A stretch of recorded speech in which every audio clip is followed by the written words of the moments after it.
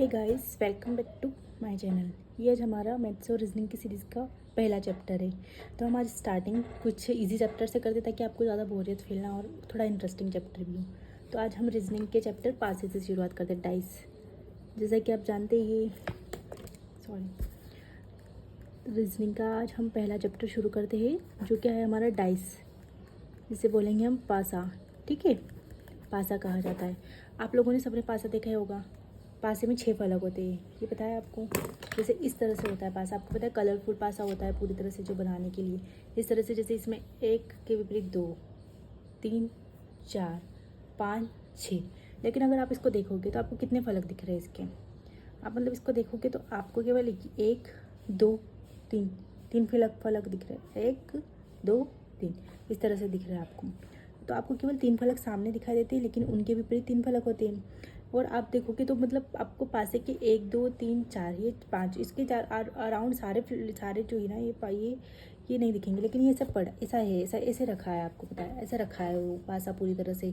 तो आपको कितने फलक दिख रहे हैं? 1, 2, 3। लेकिन आपको उसके अराउंड जो 3 फलक है, एक तो नीचे है और 2 इधर है साइड में, ये आपको नहीं दिखेंगे। ठीक है, आपको केवल 3 फलक दिख रहे हैं, 1, 2, 3।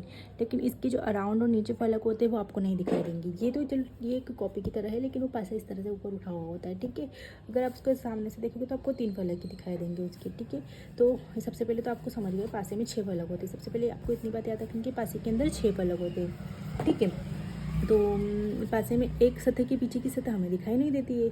एक की मतलब देखते हम कि इसके नीचे क्या है वो हमें नहीं दिख रहा। अगर हम इसको ऐसे देखेंगे तो इसके पीछे क्या है वो हमें नहीं दिख रहा। इसके पीछे क्या है वो हमें नहीं दिख रहा। अगर हम इसको देखेंगे तो इसके पीछे क्या है वो हमें नहीं दिख रहा।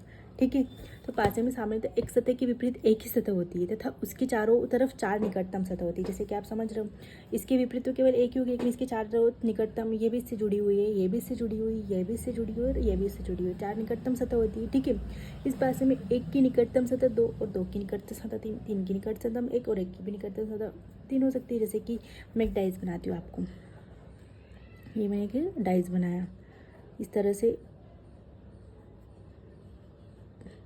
करके मैंने बनाया। सॉरी, मुझे बनाना नहीं आता इस तरह से। ये 1, 2, 3, तो 1 की निकटतम सतह 2 है, 2 की निकटतम 3 है, 3 की निकटतम फिर 1 हो गई।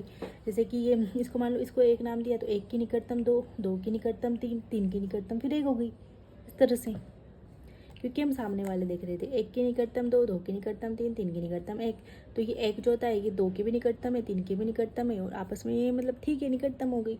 ओके, तो इस प्रकार होता है। अतः पासे के चित्र में हमें कभी भी इसकी विपरीत सतह दिखाई नहीं देगी, केवल निकटतम सतह ही हमें दिखाई देती है। जैसे कि आपको ये दिख रहा है, ये दिख रहा है, ये दिख रहा है, लेकिन इसके जो बैक में क्या है वो हमें नहीं दिख रहा। इसके बैक में क्या है वो हमें नहीं दिख रहा और इसके बैक में क्या है वो हमें नहीं दिख रहा। ठीक है, तो ये सारी चीज़ें आपको कॉन्सेप्ट क्लियर होना चाहिए। ठीक है, तो पासे का समझ में आ गया होगा। पासे 2 प्रकार के होते हैं। सबसे पहले होता है मानक पासा और गैर मानक पासा। मानक पासा मतलब कि फर्स्ट टाइप होता है, जैसे कि स्टैंडर्ड पासा।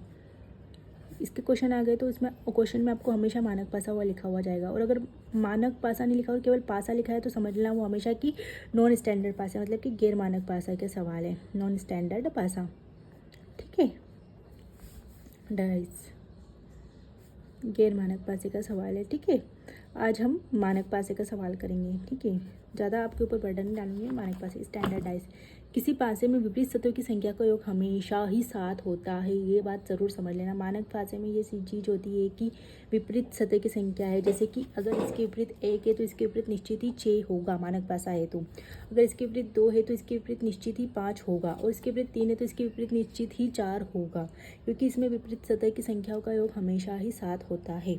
ठीक है, ये समझ में आ गया आपको कि बैक जो दिख नहीं रही है बैक वाली, इसके अराउंड नहीं, इसके पीछे वाली जो सतह है ना, इन दोनों सतह की संख्याओं का योग हमेशा कितना होगा? 7 होगा। अगर यहाँ पे 1 है तो यहाँ हमें निश्चित ही 6 होगा, अगर यहाँ 2 है तो निश्चित ही 5 होगा और यहाँ 3 है निश्चित ही 4 होगा। ठीक है, ये बात आप समझ गए होगे। ठीक है, तो आप ये लिख सकते हो, ऐसे बना के पास वाले बना के आप कुछ कुछ नोट डाउन कर सकते हो। ठीक है, तो पहला हमारे स्टैंडर्ड पासे का रूल समझ में आ गया आपको।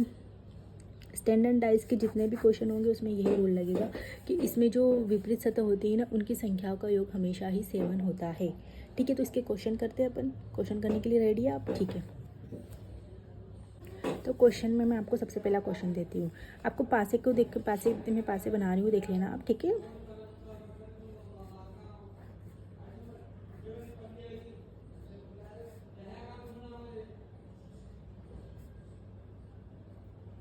ठीक है, डाइस है ना।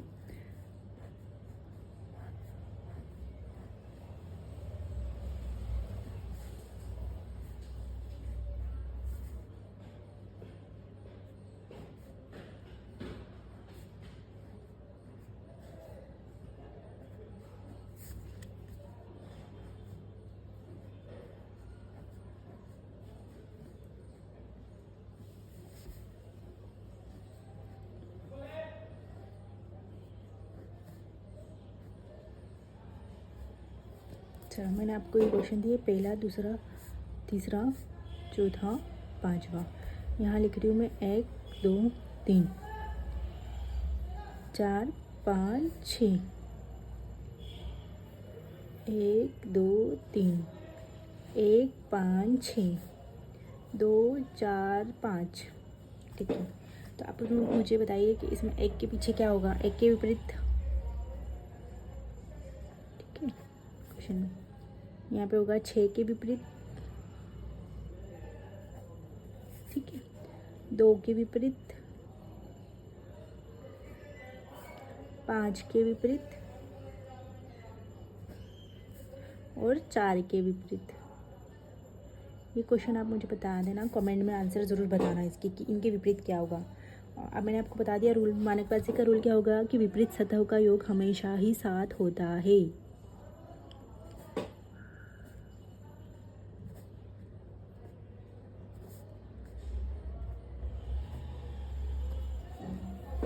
ठीक है, तो आपको मुझे बताना है कि इनके विपरीत सतहों का जो मैंने क्वेश्चन पूछे वो आप मुझे बता देना। मैं आपको एक बारी क्वेश्चन बता देती हूँ। ठीक है, आप एक बार नोट डाउन कर लीजिए अपने क्वेश्चन को अच्छे से और मुझे इसके आंसर ज़रूर कमेंट सेक्शन में बताना। ये स्टैंडर्ड पासे का क्वेश्चन हो गया। अब मैं आपको थोड़ा सा डिफ़िकल्ट क्वेश्चन की तरफ ले जाती हूँ क्योंकि मानक पासे में, और हाँ, अगर क्वेश्चन में एग्जाम में कभी भी क्वेश्चन आया तो मानक पासे का क्वेश्चन है कि गैर मानक पासे का क्वेश्चन है, या इस चीज़ में आपको कन्फ्यूज़न नहीं होगा। अगर मानक पासे का क्वेश्चन हुआ तो एग्जामर हमेशा ही मानक पासा लिखा हुआ देगा क्वेश्चन में, और अगर उसने केवल पासा दिया है तो आप समझ जाना कि वो गैर मानक पासे का। अब मैं आपको थोड़े से ऊपर, मतलब कि कुछ थोड़ा हाई क्वालिटी के क्वेश्चन की तरफ ले जाती हूँ। ठीक है, अब मैं एक आपको क्वेश्चन देती हूँ जिससे आप करने की कोशिश करना। मैं आपको क्वेश्चन बोल के बताती हूँ। 3 मानक पासों को ज़मीन पर फेंका जाता है।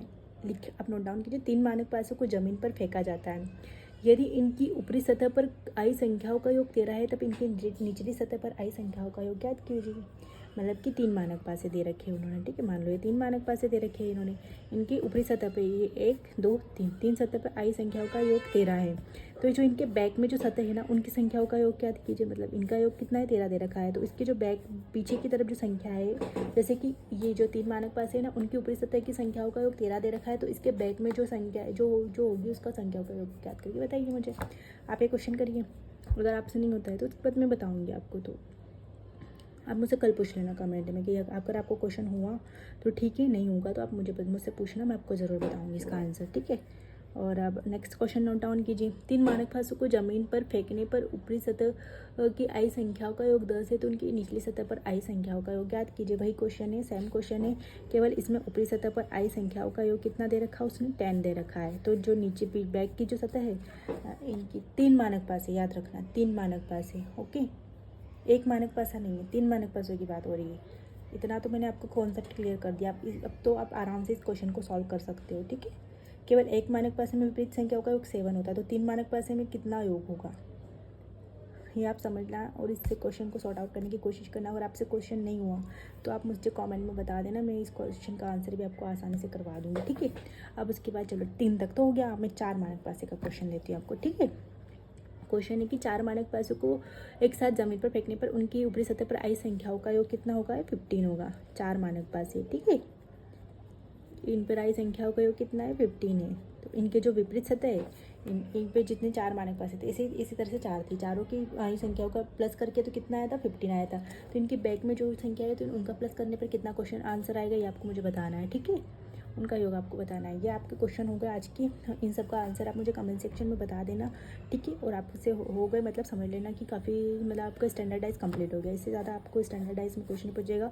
और अगर आपकी एसएससी वगैरह की एग्जाम की प्रिपरेशन करें या फिर नॉर्मल एग्जाम की प्रिपरेशन करें तो आपको स्टैंडर्डाइज के क्वेश्चन ही में देखने को मिलते हैं अधिकतर, और बहुत ज़्यादा ईजी क्वेश्चन है ये।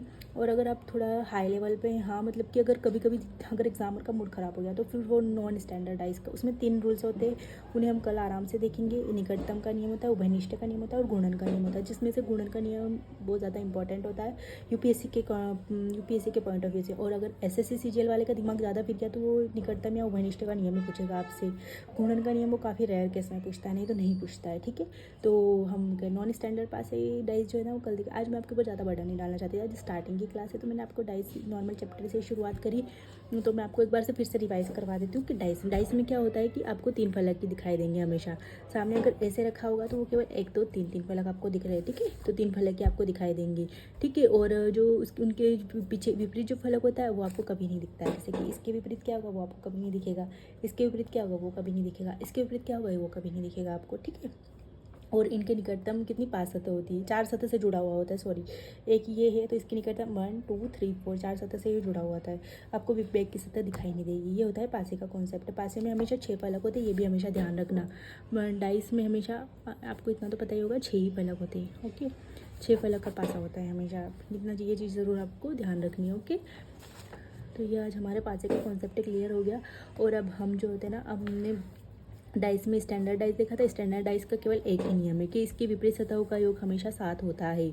अगर यहाँ पे आपको 1 है तो पीछे 6 होगा, और यहाँ पे 2 है तो पीछे 5 होगा, और यहाँ पे 3 है तो पीछे 4 ज़रूर होगा, क्योंकि 3 + 4 7, 5 + 2 7, 1 + 6 7, इसलिए 7 का रूल होगा। और इसी से रिलेटेड मैंने आपको क्वेश्चन दिए हैं, और ये काफ़ी इजी क्वेश्चन है, ये भी काफ़ी इजी क्वेश्चन है और ये भी काफ़ी इजी क्वेश्चन है। करने की कोशिश करना, नहीं आए तो मुझसे पूछना, मैं ज़रूर आपको बताऊंगी। इंपॉर्टेंट क्वेश्चन है। अगर आप नॉर्मल एग्जाम की तैयारी करो तो आपको सच में कांस्टेबल वगैरह की तो आराम से इसमें से ही क्वेश्चन पूछे जाते हैं, ठीक है। अगर आप एसएससी सीजीएल करें तो थोड़ा सा अगर एग्जामर का दिमाग ख़राब हुआ तो वो आपसे उभयनिष्ठ या निकटतम वाला पूछ लेगा, या फिर गुणन वाला। अगर ज़्यादा दिमाग ख़राब हुआ तो फिर गुणन का नियम पूछेगा, ठीक है। उससे ज़्यादा कुछ नहीं पूछेगा। और डाइस काफ़ी इजी चैप्टर है। नॉन स्टैंडर्ड डाइस को कल हम खत्म कर देंगे, ठीक है। और ये क्वेश्चन आप ज़रूर करना, और कमेंट में मुझे इसके आंसर ज़रूर बताना। और अगर आपको नहीं भी आए तो आप मुझसे पूछ लेना, मैं आपको बता दूँगी, ठीक है। Thank you, thanks for watching.